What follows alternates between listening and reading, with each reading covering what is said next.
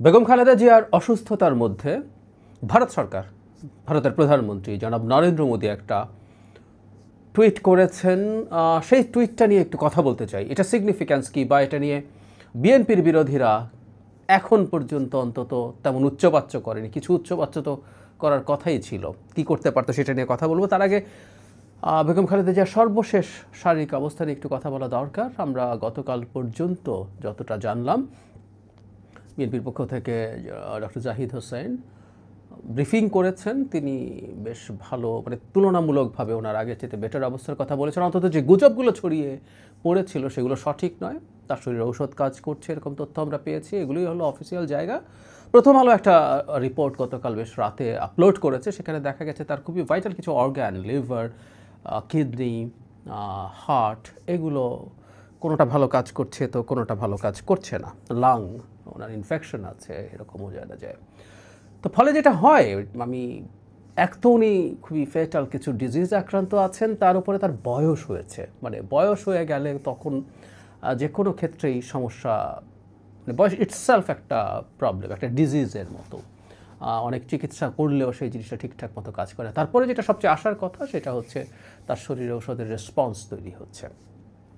আমি আবারও বলছি, প্রায়ই বলছি ওনাকে নিয়ে কথা বলার সময়, তার জন্য আমরা প্রার্থনা করব, তাকে আমরা আমাদের মধ্যে আরও অনেকগুলো দিন চাই।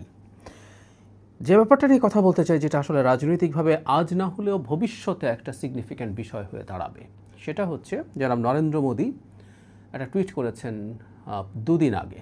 অন্যান্য ইস্যু নিয়ে, সিরিয়াস ইস্যু নিয়ে কথা বলতে গিয়ে এটা নিয়ে কথা বলা হয়নি। বাংলাদেশে যে হাই কমিশন আছে তারা এটাকে বাংলা করে বলছেন এভাবে: বেগম খালেদা জিয়ার স্বাস্থ্যের বিষয়ে জেনে গভীরভাবে উদ্বিগ্ন বোধ করছি।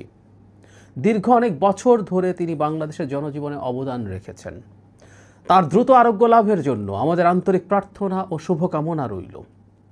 আমরা যেভাবে পারি আমাদের পক্ষ থেকে সম্ভাব্য সকল ধরনের সহায়তা প্রদানের জন্য ভারত প্রস্তুত। মানে খুবই খুবই কর্ডিয়াল ভাষা আমি বলবো। আমি আবারও যদি পড়ি: বেগম খালেদা জিয়ার স্বাস্থ্যের বিষয়ে জেনে গভীরভাবে উদ্বিগ্ন বোধ করছি। দীর্ঘ অনেক বছর ধরে তিনি বাংলাদেশের জনজীবনে অবদান রেখেছেন। তার দ্রুত আরোগ্য লাভের জন্য আমাদের আন্তরিক প্রার্থনা ও শুভকামনা রইল। আমরা যেভাবে পারি আমাদের পক্ষ থেকে সম্ভাব্য সকল ধরনের সহায়তা প্রদানের জন্য ভারত প্রস্তুত। খুবই কর্ডিয়াল হওয়ার একটা সমস্যা আছে। শেখ হাসিনা পরবর্তী, মানে পতনের পরবর্তী সময়ে যৌক্তিকভাবেই ভারত নামটা বাংলাদেশের একেবারে পাল্টা প্রতিক্রিয়ার জন্য রেডি হয়ে যায়। শেখ হাসিনার সময় থেকেই ভারতের প্রতি আমাদের রাগ, ক্ষোভ, সেটা একসময় ঘৃণায় পরিণত হয়। এটাও যৌক্তিক কারণে বাংলাদেশের গণতন্ত্রের যে ডিজাস্টার হয়েছে, বাংলাদেশকে যে একটা কলোনিতে পরিণত করা হয়েছে, এটার মূল দায় শেখ হাসিনার। কারণ উনি এই মাটির মানুষ এবং উনি এই কাজটা করেছেন। আমাদের মূল এক্সপেকটেশন তার জায়গায় থাকার কথা ছিল। কিন্তু একই সাথে সাথে যেহেতু ভারত এই কাজটা করেছে, তাকে এইভাবে অবৈধভাবে ক্ষমতায় থাকতে সাহায্য করেছে, ফলে যে কোনো অন্যায় শেখ হাসিনা করুক, সেটা দুর্নীতি, সেটা মানবাধিকার লঙ্ঘন, যাই করুক না কেন, মানুষ তার সাথে ভারতকে রিলেট করেছে। ফলে সেই ভারত যখন কারো ব্যাপারে খুবই কর্ডিয়াল অ্যাটিটিউড দেখায়, সেটা রাজনৈতিকভাবে একটা অস্ত্রে পরিণত হওয়ার সমূহ সম্ভাবনা আছে। মানে এই প্রশ্ন কেউ করেই ফেলতে পারেন। আমি ধারণা করি এটা বেগম খালেদা জিয়া এতটা সিরিয়াসলি অসুস্থ না হলে এটা বলাই হতো, এটা ব্যবহার করাই হতো। সেটা হতো, মানে খুব সিম্পলি বলে দেওয়া, ভারতে খপ্পরে পড়ে গেছে, ভারতে কোলে উঠে গেছে, এই ধরনের মন্তব্য, এই ধরনের ন্যারেটিভ এর আগেও আসলে দেওয়ার চেষ্টা করা হয়েছে। আমি অনুমান করি এই স্টেটমেন্টটাও এই ন্যারেটিভের পার্ট হিসাবে সামনে আসবে, আমরা নিশ্চিত থাকতে পারি। কারণ একটা গ্রুপ আছেন, জামায়াত ইসলামী তো আছেই, এর বাইরে কিছু দেশের বাইরে থাকা সোশ্যাল মিডিয়া ইনফ্লুয়েন্সার এই ন্যারেটিভ মাঠে ছাড়ার চেষ্টা করেছে যে বিএনপি ভারতের সাথে ডিল করে ফেলেছে। এর নানা রকম যুক্তি তারা দেওয়ার চেষ্টা করছে। যখন বিএনপি নির্বাচন চাইছিল, আমি একটু পেছনে যাই, বিএনপি যখন নির্বাচন চাইছিল বারবার, তখন বলা হচ্ছিল এটা ভারতের সাথে অ্যালাইন হয়েছে, কারণ ভারত নির্বাচন চায়। আমি নিজে নির্বাচনের কথা বলে আমি ভারতের দালাল হয়েছি। সুতরাং এটা একটা খুব কমন কারণ। মানে যাই হোক না কেন, বিএনপি মুক্তিযুদ্ধের কথা বলবেই, কারণ বিএনপির প্রতিষ্ঠাতা স্বাধীনতার ঘোষক ছিলেন, সেক্টর কমান্ডার ছিলেন, জেড ফোর্সের হেড ছিলেন। বিএনপি মুক্তিযুদ্ধের কথা বলবে। বিএনপি প্রতিষ্ঠাতাদের মধ্যে বহু রণাঙ্গনের মুক্তিযোদ্ধা আছে। আর খুব স্বাভাবিকভাবে বিএনপি এখন মুক্তিযুদ্ধ ইস্যুটাকে আরও বেশি আনবে তার পলিটিক্যাল প্রয়োজনে। সব কিছুই পলিটিক্যাল হিসেব নিকাশ করবে রাজনৈতিক দল। বিএনপির এখন এই মুহূর্তে প্রধান যে কম্পিটিটর সেটা জামায়াতে ইসলামী, তার অত্যন্ত অন্ধকার একটা জায়গা আছে মুক্তিযুদ্ধে, সুতরাং বিএনপি টানবে। কিন্তু যখনই মুক্তিযুদ্ধের কথা বলা হয় তখনই ওই মানুষগুলো বলতে শুরু করে এটা তো আওয়ামী ন্যারেটিভ, এটা তো ভারতের ন্যারেটিভ। আমরা বহুবার বলেছি আওয়ামী মুক্তিযুদ্ধের যে ন্যারেটিভ সেটাকে আমরা ডিসওন করি, সেটাকে আমরা কোনোভাবেই গ্রহণ করি না, আমরা ফেলে দেই। কিন্তু মুক্তিযুদ্ধ ঘটেছে এই দেশে আমাদের সবচেয়ে বড় জাতীয় অর্জন, সেটা নিয়ে কথা বলা হবে, বলতে হবে। এবং সেই সময় যারা বাংলাদেশের স্বাধীনতার বিরোধিতা করেছে পলিটিক্যালি এবং কোলাবোরেট করে পাকিস্তান মিলিটারির সাথে, এইগুলো গর্হিত অন্যায়গুলো নিয়েও কথা বলতে হবে। যাই হোক, ওটা ভারত হয়ে গেল। এখন এই জিনিসটা ছেড়ে দেওয়া হবে। নরেন্দ্র মোদী এত কর্ডিয়ালি বেগম খালেদা জিয়া সম্পর্কে এভাবে বলছেন, তো বিএনপি তো ভারতের কোলে উঠে গেছে বলার আরেকটা মোক্ষম মৌকা পাওয়া গেছে, যদিও সেই ব্যাপারটা ব্যবহার করা এখনও হয়নি। আবারও বলছি, এটা হবে। এটা বেগম খালেদা জিয়া অত্যন্ত অসুস্থ আছেন, এই কারণে ফর দ্য টাইম বিং ছাড় দেওয়া হচ্ছে। আর এই প্রসঙ্গে তো একটা কৌশল করা হচ্ছে, এটা একটু বিস্তারিত কথা বলবো। বেগম খালেদা জিয়াকে যথেষ্ট উঁচুতে তুলে দিয়ে জনাব তারেক রহমানকে আক্রমণ করার এবং খাটো করে তুচ্ছ তাচ্ছিল্য করার একটা প্রবণতা আছে এই গ্রুপটার। ফলে এই মন্তব্যটা, মোদির এই মন্তব্যটা নিয়ে ফর দ্য টাইমিং তারা কিছু করেননি। কিন্তু আমরা এই মন্তব্যটাকে আসলে কীভাবে পাঠ করব সেটা খুব জরুরি। খেয়াল করে তিনি তার সব রকম সাহায্য সহযোগিতা করার কথা বলছেন স্টেটমেন্টে, এবং রিসেন্ট সময় আমরা বলবো বাংলাদেশ সরকারের সাথে, রিসেন্ট সময় না, ইনফ্যাক্ট সমস্যাটা অ্যাকিউট অবস্থা একটু কাটলেও রিসেন্ট সময় একটু এটা সংকটটা কমেছে, কিন্তু এই সরকারের সাথে সম্পর্ক ভালো না। একটা নির্বাচন এগিয়ে আসছে এবং পপুলার পারসেপশন হচ্ছে সেই নির্বাচনে বিএনপি নির্বাচিত হবে।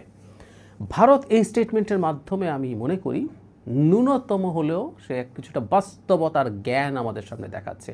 বিএনপি যদি ক্ষমতায় আসতে পারে, বিএনপির সাথে কিছুটা হলে সুসম্পর্ক তৈরি করা দরকার। বিএনপির সাথে আসলে সুসম্পর্ক তৈরির চেষ্টা ভারতকেই করতে হবে, কারণ এই যে শেখ হাসিনাকে ক্ষমতায় অন্যায়ভাবে রাখার সবচেয়ে বড় মাসুল বিএনপি দিয়েছে। কারণ রাজনৈতিক দলের ক্ষেত্রে বলছি, জনগণ তো দিয়েছেই, রাজনৈতিক দলের ক্ষেত্রে হলো তার ক্ষমতায় যাওয়ার কথা ছিল, সে একটা রাজনৈতিক দল, ক্ষমতায় যাওয়াই তার কাজ। শুধু সেটা না, এই যে ক্ষমতায় যেতে পারলো না তাতে শেষ হয় নাই। শেখ হাসিনা তার অবৈধ ক্ষমতা টিকিয়ে রাখার জন্য যে অকল্পনীয় অত্যাচার বিরোধী দলের উপরে করেছে, তার মধ্যে এটা প্রায় শতভাগী হয়েছে বিএনপির উপরে। সুতরাং বিএনপির সাথে ভারতের একটা খুবই নেগেটিভ অবস্থা তৈরি হয়ে যাওয়ার সম্ভাবনা আছে, এবং ভারতের এই চেষ্টা করতে হবে এটা মোটামুটি একটা ওয়ার্কিং রিলেশনশিপের পর্যায়ে নিয়ে যাওয়ার। আর বিএনপির মতো দলেরও যেটা মনে রাখতে হবে সেটা হচ্ছে কি করা হয়েছিল সেটা না, এই ইন্টারন্যাশনাল রিলেশনসের ক্ষেত্রে আর ভারতের সাথে তো আমাদের জিওপলিটিক্যাল হিসাব আছে, কারণ আমরা পজিশনগত কারণেই আমরা পরস্পরের জন্য ইম্পর্টেন্ট। সো এই জিওপলিটিক্যাল কারণে তাদের মধ্যে একটা ওয়ার্কিং রিলেশনশিপ লাগবে।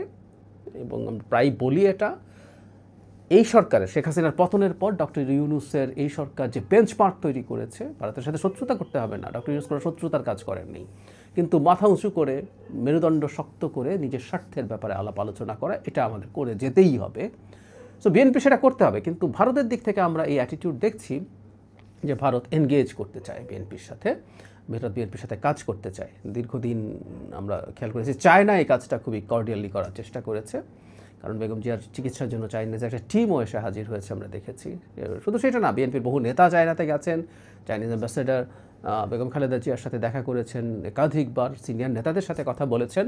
আর শেখ হাসিনার মানে পরবর্তী দিকে 2018 নির্বাচন বা তারপরের পুরো সময় আমরা চায়নাকে দেখেছি যে শেখ হাসিনার দাবেদারি করতে, সেই জায়গা থেকে তারা বাস্তবতা বুঝিয়ে দিকে আসছে। ভারত দেরিতে হলেও আমি ধারণা করি যে তারা এই চেষ্টাটা করছে বা করবে। এটুকু বলে শেষ করি, প্রায় বলি কথাটা, বাংলাদেশে একটা বিশৃঙ্খল পরিস্থিতি হওয়া, মুখে যাই বলুক না কেন, ভারতের জন্য সবচেয়ে সুবিধাজনক।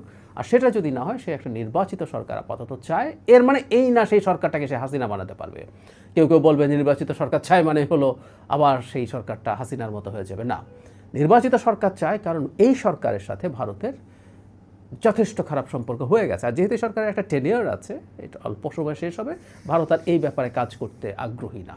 এবং ভারতের অনেককে বলতে দেখেছি, এটাও সঠিক কথা, সেটা হচ্ছে এই সরকারের অনেকগুলো পাওয়ার সেন্টার আছে, একটা উপদেষ্টা পরিষদ আছে, দীর্ঘ সময় স্টুডেন্টরা, কোঅর্ডিনেটররা বেশ পাওয়ারফুল ছিল, মিলিটারি পাওয়ারফুল আছে, একটা মেইন সেটা সিদ্ধান্ত সঠিক হোক ভুল হোক একটা নির্দিষ্ট জায়গা থেকে সিদ্ধান্ত নেওয়া হচ্ছে, এটা না হলে একটা সরকারের সাথে কাজ করা খুবই টাফ। সো ভারত আগামী নির্বাচনে বাস্তবতা বুঝতে পারছে, আমরা এটাকে ওয়েলকাম করতে চাই এবং বিএনপিরও উচিত হবে, মানে জামাত যে ক্ষমতায় আসে সে টাইপের কথা বলতে প্রস্তুত নই, জামাত ক্ষমতায় আসছে না, বিএনপি ক্ষমতায় যাবে যদি নির্বাচনটা ফেয়ার হয়, ঠিকঠাক মতো হয়, সেই বিএনপিরও উচিত হবে ভারতের সাথে একটা working relationship as early as possible establish করা এবং অবশ্যই সেটা দেশের স্বার্থ, দেশের মর্যাদা বিকিয়ে দিয়ে না, এই সচেতনতা আমি